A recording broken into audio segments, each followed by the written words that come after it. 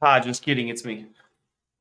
What's going on? I was eating some yogurt. I had to put it away in the fridge, so it's still good at the end of my stream. What's going on, YouTube?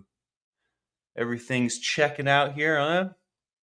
You're on the lifeboat. This is Captain Calhoun speaking. How is everyone today? How is everybody doing? We're going to talk about boundaries today, and I have some interesting stories, examples, and some new thoughts on the subject that I can't wait to share with you. Flick Fox, good morning. Jane Aldrich, TKK, super glad you're opening up about your pain there. We need to open up about our struggles. Otherwise, our struggles are trapped inside of us, which nobody wants.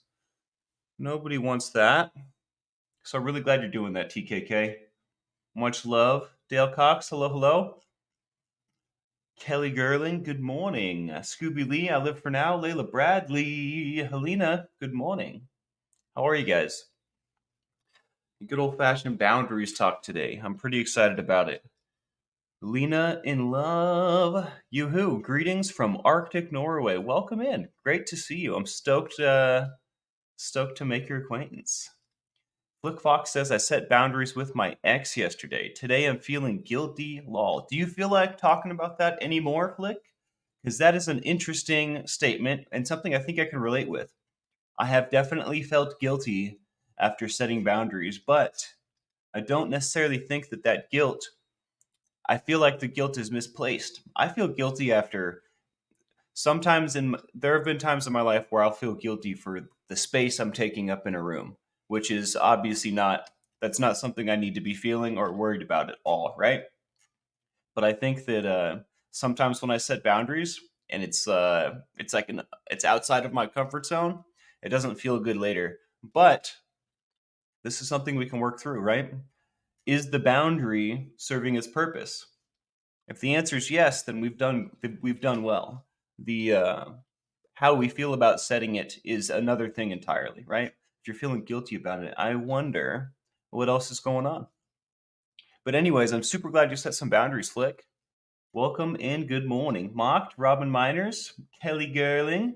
Rob and I cracked open the final bag of Tim Hortons this morning, and it is fresh and delicious. Thank you again for sending all the wonderful coffee.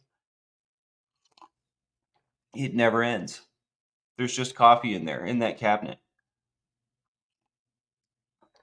Kelly Gerling says, told your dad last night, tomorrow will be 2 years sober. Thanks to the boat. Wow. It's a lot of time. I am coming up on I think my 7th month of my second year. So I'm just right behind you, trudging along. Good for you, Kelly. That's awesome. That is an astronomical amount of time when we couldn't even see past a few moments, once upon a time, right? Actually, the fourth. Let's go. Martha Horn Bostel, good morning. Florence Southard. Flick says we've been talking and getting on well. He wanted to come over without giving me notice. And you set a boundary, I imagine. I said I'm happy to see him, but I can no longer just drop things for him when he chooses. I love this, Flick. Good job. Hell yeah. Found out he spent the day getting stoned after quitting, which wouldn't have happened if he had been with me. So that's why you feel guilty. Well, you're not in control of him and he's not in control of you, right? He made the decision to smoke. Um, and that has nothing to do with you, right? I mean, what you're saying is true, especially if you probably don't smoke. Maybe you probably wouldn't have smoked if he was with you, but you can't take that responsibility onto yourself. You didn't make that decision. He did.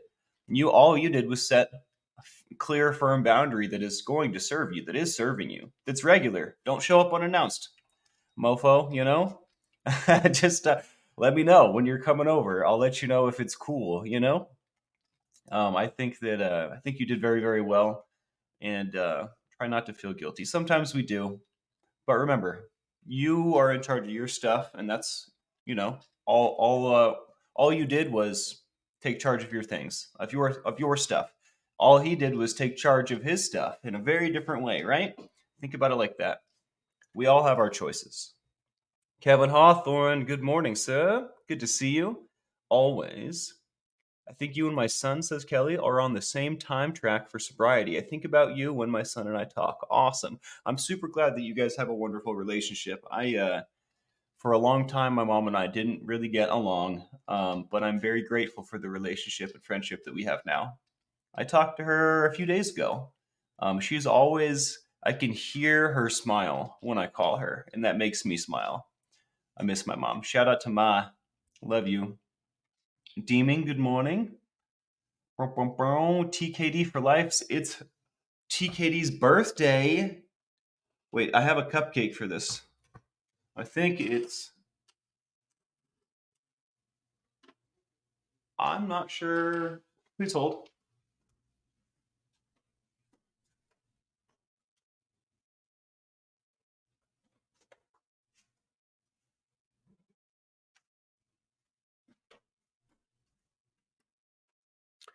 With the new setup, I still have some things to do. Happy birthday, TKD. I hope that you are just treated so nice today. I hope that you're treated like the queen, and I hope that your birthday is fantastic, because that's what you deserve. You deserve a fantastic, queenly birthday, in my opinion.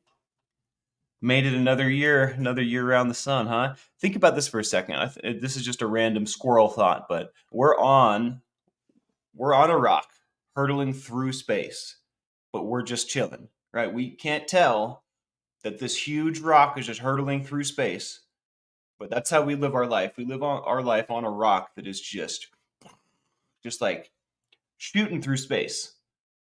I think that's a weird thought that I have sometimes. Anyways, every time we go around the sun, that's another year. 27 still. Okay, okay. All right, let's get into some meat and potatoes here. Roberta, what is going on? Now, setting boundaries I can do. Hell yeah. Spanx, I need the boat's help, please. What's going on, Body Illusion? What is going on? You know, the trouble that I run into the most when trying to help boaters is getting in communication. Once we get in communication, things are fine. And I'm pretty sure that we've emailed before. But every time Mo asks for help, I'll be like, let's talk. I really, want to help. And then they never reach out. And I don't know if that's if that's my fault, if they're not reaching out. I don't, it definitely leaves a lot of questions on the table. So I guess I only say that to say that in order for me to help, you have to get a hold of me, or we have to establish a form of communication. Spanx, I have a very dear friend who is going through her 8th round of chemo. Good Lord. I do not envy this. Can the boat send love and prayers her way? She needs them right now. Absolutely. We can definitely put the ones up for your friend, Body Illusion. 8th round, huh? I'm sorry to hear that. Maybe they'll make a miraculous turnaround here, huh? You never know. You never know. All is possible.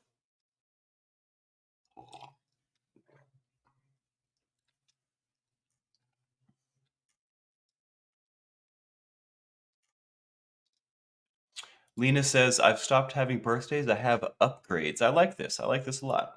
All right, all right. We're going to talk about some boundaries. So, for those of you that don't know, I'm sure most are familiar, but boundaries are how we teach others to treat us and how not to treat us, right? Flick Fox gave a beautiful example of setting boundaries. Someone that we're familiar with shows up unannounced. We say, hey, I can't drop everything for you.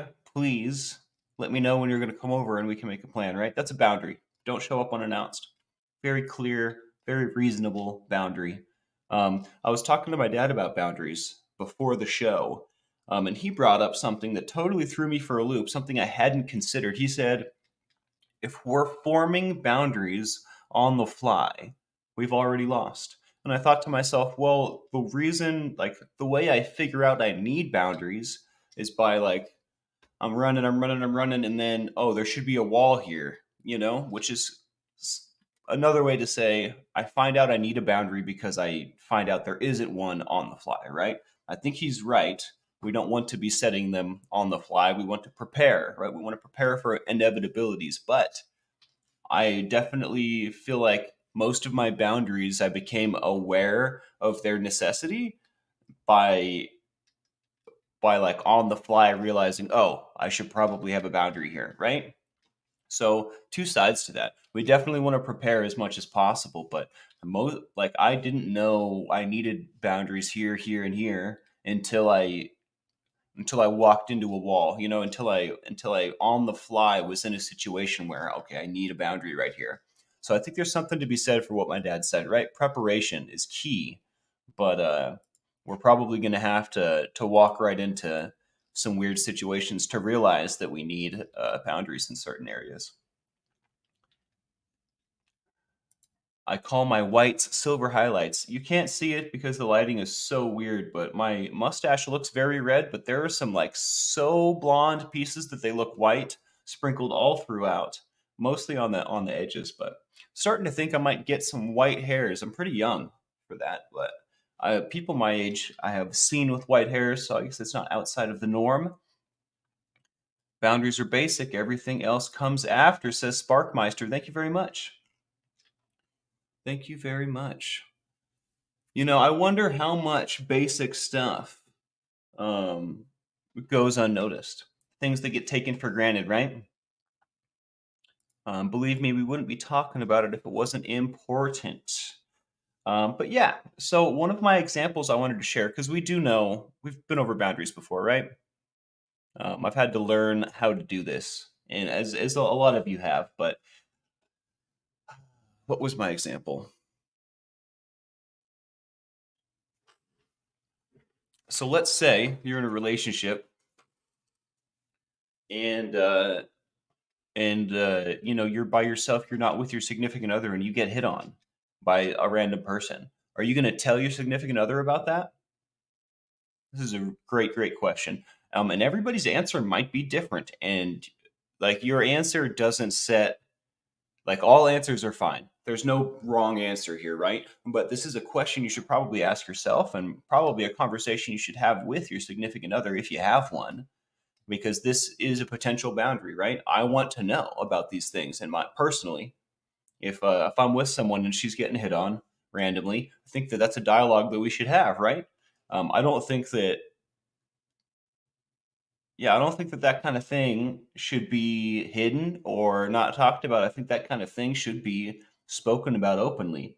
Um, personally, personally, right? I'm not saying that that's what y'all should do, but let's say we disagree. I bring this up with my significant other and they don't feel that way. This is a disconnect, right? This is a potential red flag, potentially deal breaking for me, right?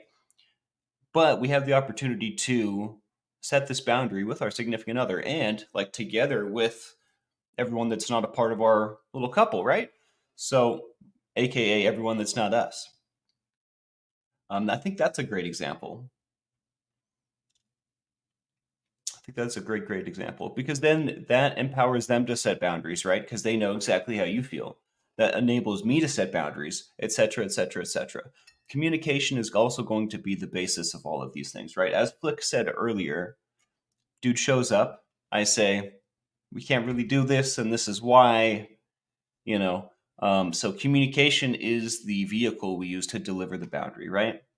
And I have to say, Flick did a smashing job, a bang up job for sure. You have to know yourself, says TKD, in order to set your boundaries firm. Otherwise, easier for others to push that boundary. That's correct. And this brings up another thought. Colleen G, good morning. This brings up another thought. There are people that are just habitual button pushers. And the boundary I like to set with them is stop pushing my buttons or get the heck out of my space. That's a pretty easy boundary to set. I'm always trying to be nice and kind, but when someone deliberately steps over my boundary, the kindness goes out the window. I no longer am worried about being kind. Like, I don't want to be cruel, right? But, the priority list switches. When someone's deliberately stepping on me or deliberately screwing with me, being kind goes to the bottom of the priority list. It's on there, right? But now, like, efficiently handling the situation becomes number one, right? I don't want to deal with this. You don't get to treat me like that. So, I might be a little bit less kind in those situations, setting a boundary. Like, again, I'm not going to be cruel. I'm definitely not going to go out of my way to be mean or anything like that. But I'm not going to dress my words for this person that's deliberately stepping on me. Does that make sense too? I was talking to my dad about some boundaries this morning, and I had that thought as well. There's no point in taking extra care if, well, I guess that's not true. I'll stop that sentence short.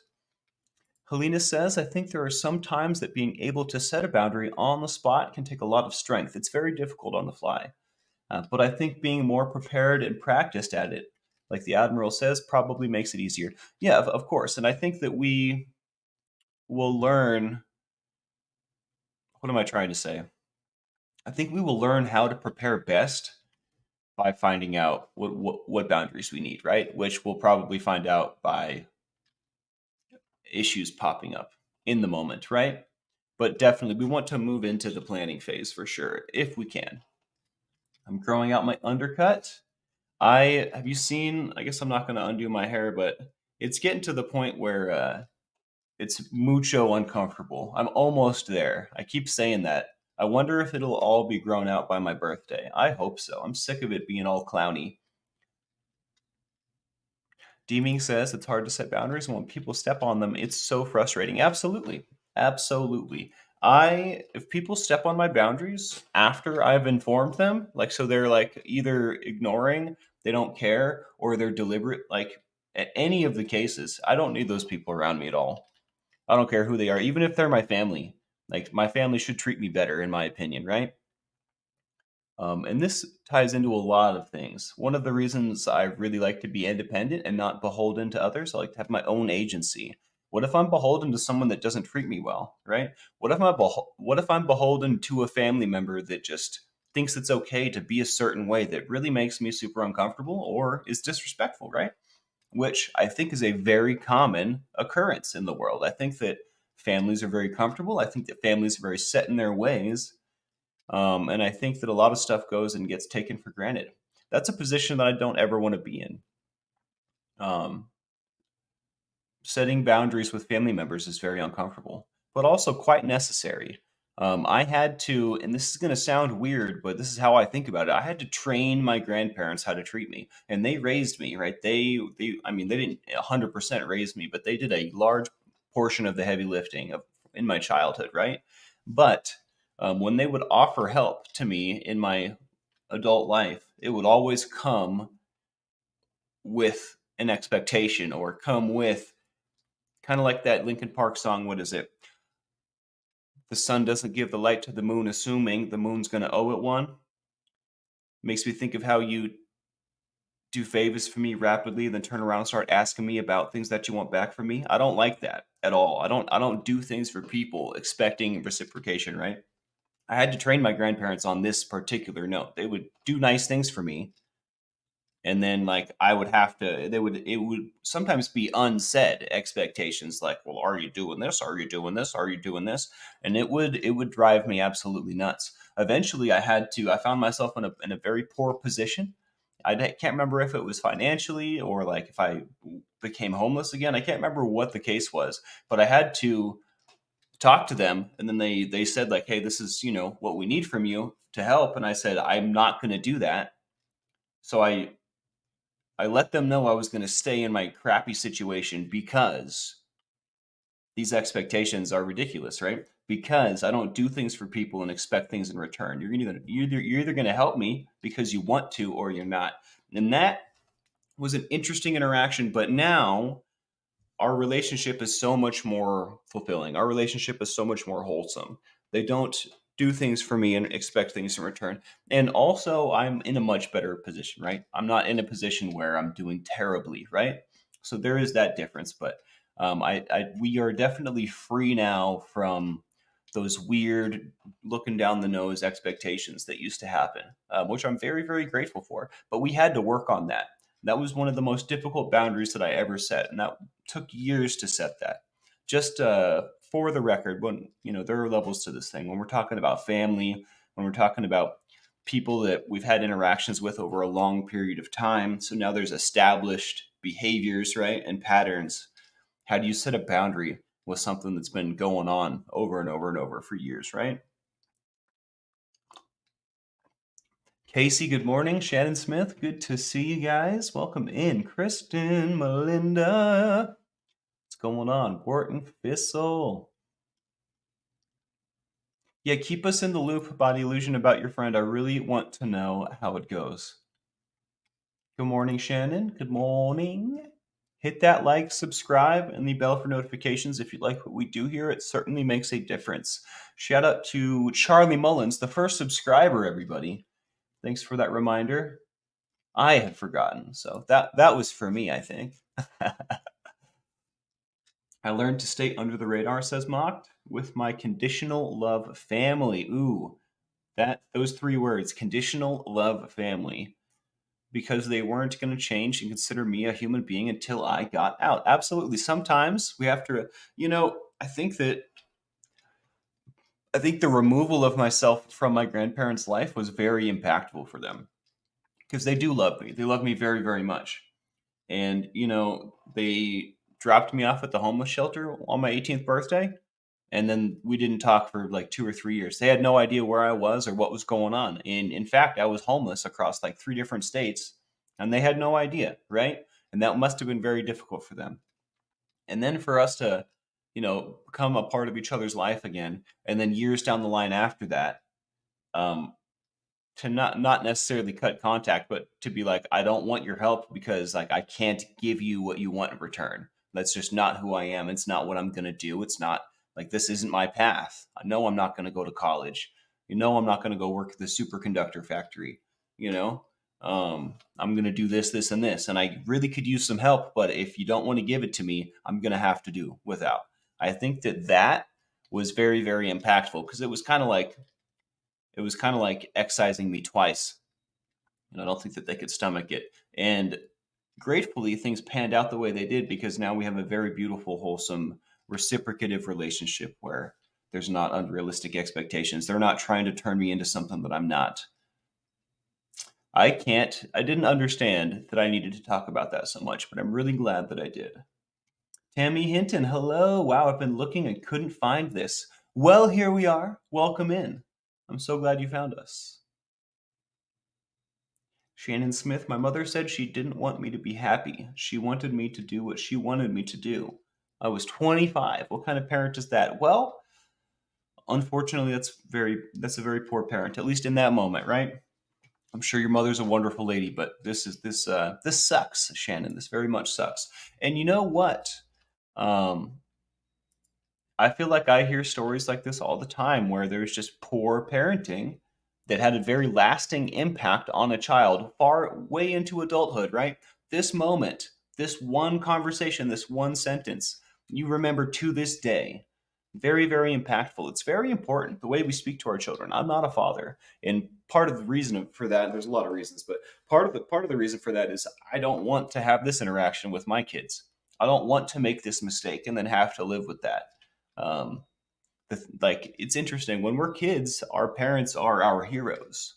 Like, when we're kids, we don't know any better. Like, my dad still is Superman, right? But he was always Superman to me. No matter what, he could do no wrong in my eyes. So to get some information like this from that person is highly impactful and possibly largely destructive in one's life far into the future. I feel good today, folks. I think it's the coffee. I think it's the coffee. I think it's the coffee.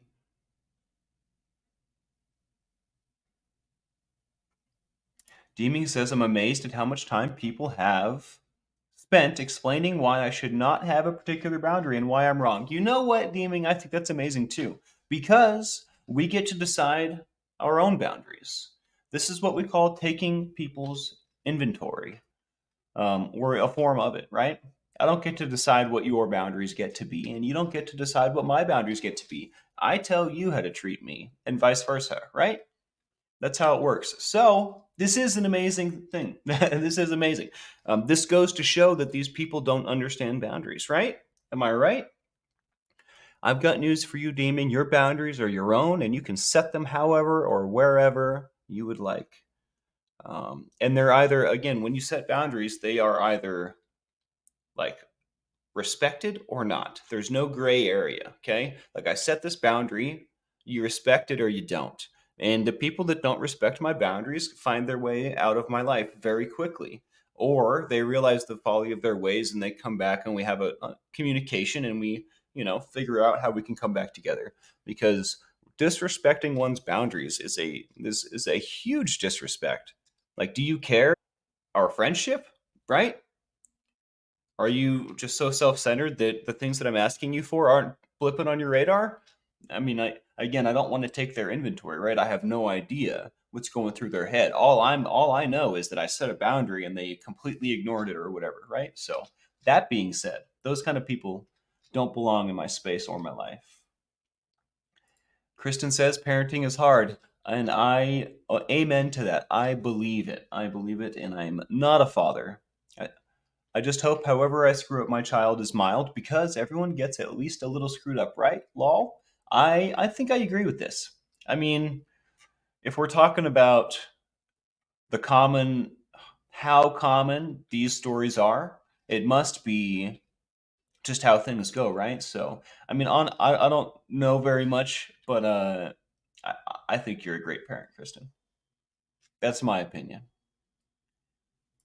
Wharton Thistle, parenting is a trembling responsibility. I love that wording.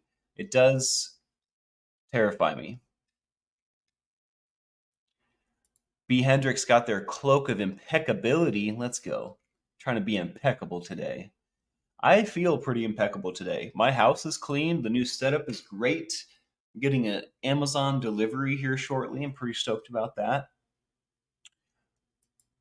Remember that Amazon wish list that I put up? Um, a lot of things have been going on, but I'm pretty sure that something went wrong with all that. I'm gonna have to look into it because I was told that I had this, and the other sent to me, but they weren't at the mail place, and this just occurred to me. I thought I was gonna come home to like a bookshelf and a this and a that, but apparently that's not the case. So I need to have a conversation with those people. If anyone knows a secretary, my dad needs one because then he'll have more time to have conversations about regular stuff. Kaylee Gerling, as a parent, I can only imagine Shannon's parents were thinking about her future. Sometimes young people trade immediate gratification for long term happiness. Sometimes our kids can't see this. And this is something my mom would tell me all the time. Instant gratification is definitely one of the things that constantly, I was constantly in that headspace. I got a vape that I can play Tetris on, guys. I was just unplugging it. I get weird about batteries. I don't want to, since it's fully charged, I don't want to leave it plugged in.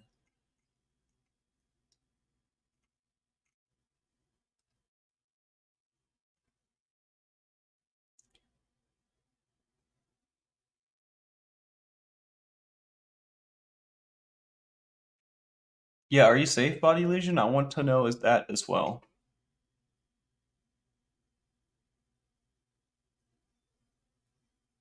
Mocked. Their inconvenience is not worth giving up your peace of mind. Absolutely. I love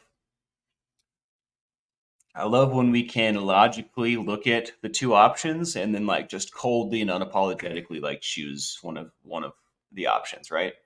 The inconvenience isn't worth my peace of mind. In fact, there are few things that are worth giving up my peace of mind. It has to really, really matter. You know what I mean? For me to give up my peace of mind. And honestly, I wouldn't ever give up my peace of mind perpetually. Like I might sacrifice it for a period or a moment, right?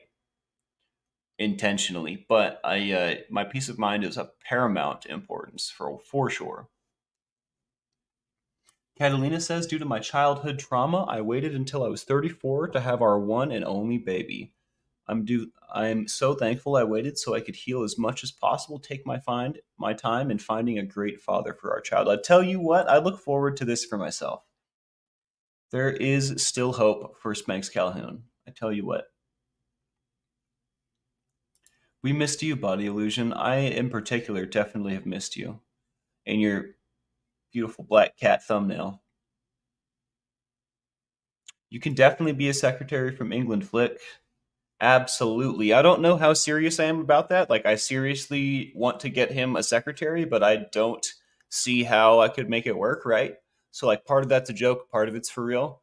If I can figure out a way to make that a thing, we will totally figure that out. But I don't know. There's a lot to consider. There's a lot to consider. Most of that was to complain that about nailing my dad down. It's hard to nail him down. He's doing so much, which is good. I want him doing things, right? If he wasn't so busy, he would be a less happy man, I think. I told him to get in the pool today. That's what I told him. I feel like a reverse parent. I'm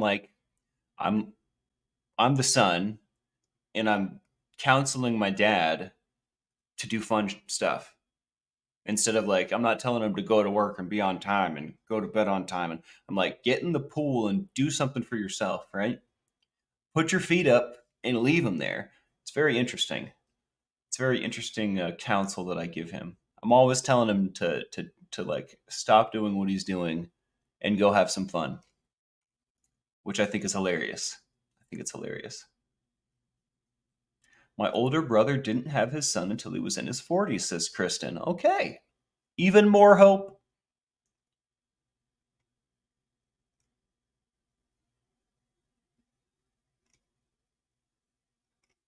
Maybe it's time to get back to my meat and taters here. Hmm.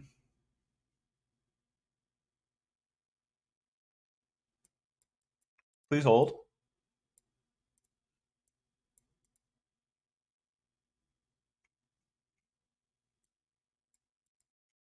I want to talk a bit about preparing what my dad was talking about earlier.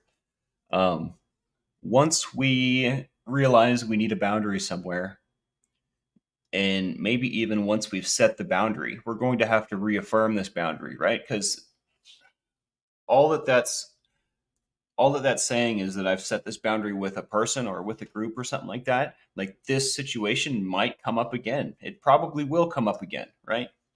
With a different person, with a different group, at a different time in your life. We're going to have to reaffirm boundaries continually. But every time we do, we can see it coming farther off, right?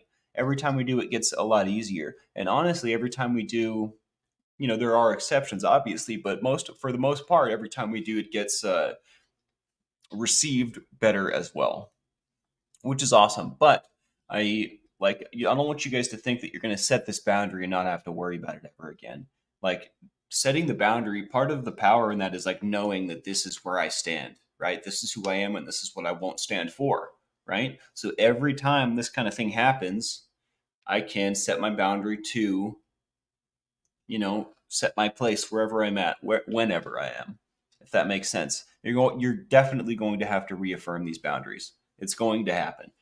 Just the way that lessons spiral back in, and like, hey, are you still paying attention there, Mike? Um, these boundaries are also going to spiral their way back. You're going to have to set them and reaffirm them. Sometimes with the same people. Sometimes people forget. Sometimes maybe a family member will fall back on old habits, right? They'll forget about this boundary, and then we'll have to be like, you remember more. Wharton Fissel says, Spanx, not reverse parenting. You are a man now, and your dad loves face to face honesty from another trusted man, you. There is so much truth in this. I think that he's my best friend, but I think that he might be my best friend. Wait, what am I trying to say? He's my best friend, but I think that I might be his best friend as well, which is a very interesting dynamic. I don't know who else. I guess he could talk to Johnny about some stuff, right? But we end up talking about a lot. We have a lot of conversations, and I don't think it's all due to the lack of communication we had for a lot of years. I think that there's a lot of truth in what you're saying here, Wharton. And thank you for that. That feels really good to be told that. I tell you what.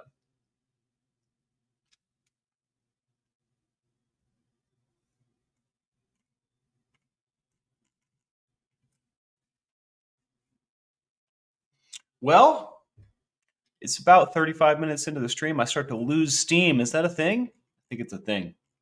Setting boundaries is a form of self-care. We were talking about loving oneself, getting to know oneself better the other day, and that kind of makes everything that we do here easier. Knowing oneself, knowing where you stand, right? What is your intent?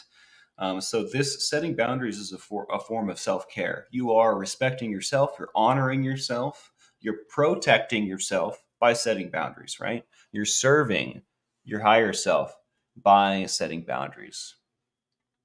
And when you set boundaries, they can be adjusted, right? Maybe I don't feel the same, but they still need to be set. They promote mutual respect and understanding.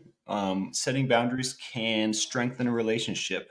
In fact, I don't know if I have a specific example, but the boundaries that I've set with Takara and the boundaries that she has set with me strengthen our relationship. And again, I don't think we're going to ride off into the sunset if I were so lucky. But no, I don't think we're going to ride off into the sunset or anything like that. But our relationship would not function at all without the boundaries that we've set with each other because of the complicated dynamic, because she's doing what she's doing and because I want what I want. We have to outline an arena that we can play in. Does that make sense? When are we going fishing, Spanx? B. Hendricks, where are you located? We could go fishing ASAP. I would love that.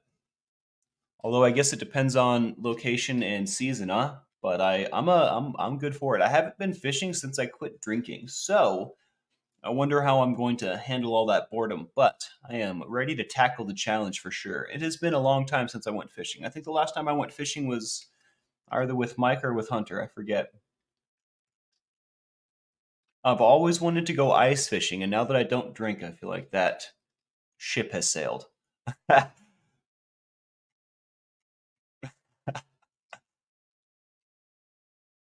Yeah, dude, I'm super down. Just let me know. Let me know if you're close by. We can do it very soon. If not, East Washington State, I don't drink either. We'll find something to do. Yeah, man, absolutely. I When I find my way up to that's an area I haven't been to yet, the Northwest. I think I've been to the Oregon coast once, and I've always wanted to go to Washington. I've heard great things. So when I make my way up there, we'll make sure that we communicate beforehand so we can go out and do some fishing. That sounds great. Do you have a rod I can use? Now I'm thinking like, do I need to pack fishing gear when I go on this trip? If not, no big deal. I can totally pack stuff, but just a thought I had. Go fishing with a person that likes the same amount of conversation with you. This is a very tricky thing to find.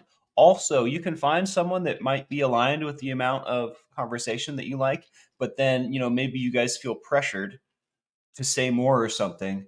So you're not necessarily exhibiting the same conversational, etc., etc. Very interesting. I have to say, I enjoy some silence. I'm definitely not bothered by silence, and I can tell when someone's bothered by silence. I was on my recent Salt Lake trip, and one of the people that was in our group, and I am assuming, so technically I'm taking someone's inventory, right? But man, I think my gut feeling's pretty on point, so I'm going to go ahead. But I'm pretty sure that this person was very uncomfortable with being silent, with silences in general. So they would constantly talk, and it drove me up the wall. It drove me up the wall. And that's like a really hard boundary to set. That's a boundary that I failed to set the whole trip. And I think the difficulty in that for me was I feel like I could see what was going on behind the scenes. I like know that person's some of their trauma. Um, so I just couldn't find a way that felt good to set that boundary. So instead, I just listened to them talk, and sometimes I had things to say, but it was wildly uncomfortable for me, but that's okay. That's something that I can do. That's something that I was willing to deal with because I was unwilling to hurt this person's feelings. I was unwilling to shake up the relationship, the right way to say that. I don't know. I was unwilling to throw a curveball, right? I care about this person, and I want them to experience good things, and I want them to heal and have all the opportunity for healing and happiness and joy. And I couldn't find a way to set that boundary without endangering those things. So I didn't.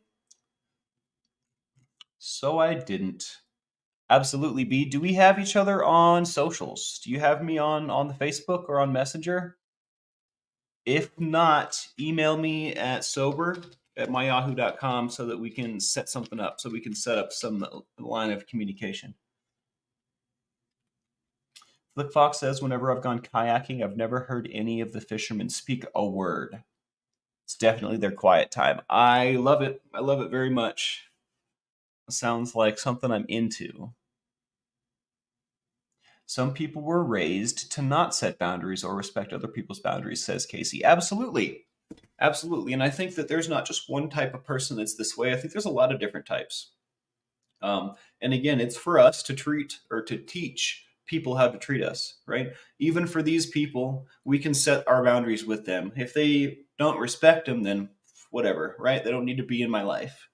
In fact, sometimes people need to be removed from the life, right? If I've set the boundary and then they don't respect it, but they also don't want to leave of their own accord, or for some reason I can't remove myself, sometimes we need to tell them off, which is something I wholeheartedly support. Sometimes people need to be told off, like, hey, get out of here with that. This isn't making me happy, you know? Obviously, we don't want to get into a headspace where we're getting physical or we're getting violent or we're raising our voice, right? But we can be firm. We can raise our voice a little bit, especially if it's warranted. When it comes to people not respecting our boundaries, it becomes let's say a tricky trial. It's a tricky trial to navigate, but you'll get better at it over time, the more you practice. I usually start by not reacting. This is a great start. This is a wonderful start. And seeing if they get the social cue. It's interesting. I feel like a lot of social cues go right over my head. So this is an interesting statement.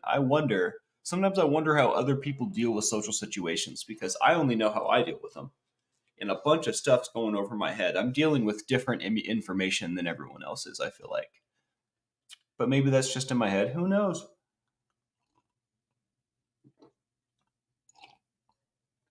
Deidre Gore says, I have gone fishing but never caught anything. I would probably be appalled if I did. The first time I caught a fish, I was so happy. The fish came out of the water and it was alien and it was flopping around and it was like sharp and it was a crazy little creature. And I was so proud and stoked. I caught my first fish on this family trip. And we brought it back to the cabin and my uncle immediately filleted it alive in front of me. He like set it down and like cut one side of it off, flipped it over, cut the other side off, and then I watched like the fillets come off so you can see the organs of the fish. I watched its heart stop beating. I'll never forget that. I'll never forget that. That's how catching my first fish went. We ate it that night. It was delicious. But that visual, this fish just trying to live and my uncle just trying to cook it, just trying to cut it up and eat it. I'll never forget. Suze EQ, I love that name. This is a really useful discussion I needed today. Well, I'm so happy to hear that. That really makes me happy. I definitely want to be helpful. That is the purpose. Wharton Thistle, this is one of my favorite sayings. Wharton Thistle says, I have 2 ears and 1 mouth. I should listen twice as often as I speak. I think that listening is a skill that a lot of people don't practice very well.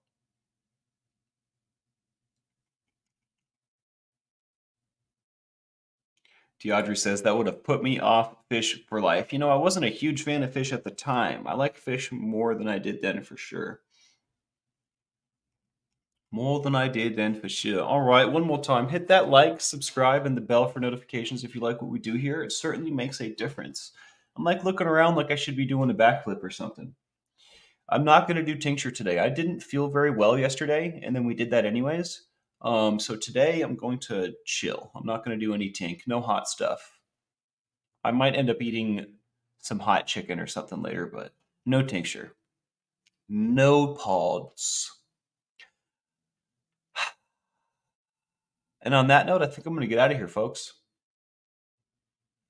If you have a topic that you would like me to cover, if there is an old topic you'd like me to revisit, or if there's Yeah, if there's an idea that you have that you'd like to see here on the boat, please let me know in the comments. Let me know email me at sober@myyahoo.com. And also, if you're struggling to set a boundary, if you have set a boundary and it hasn't gone the way you want it to, if you're having any sort of issues or have any questions about boundaries, also please email me at sober@myyahoo.com or tell me in the comments so we can talk about it. I don't answer my comments and my emails every day. I should.